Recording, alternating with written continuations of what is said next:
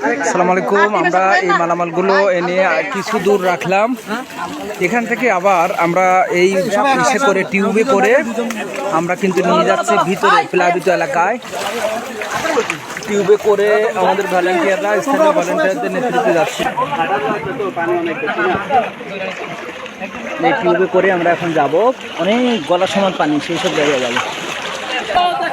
উদ্ধার করে কিন্তু নিয়ে আসতেছে এই নৌকাটা করে।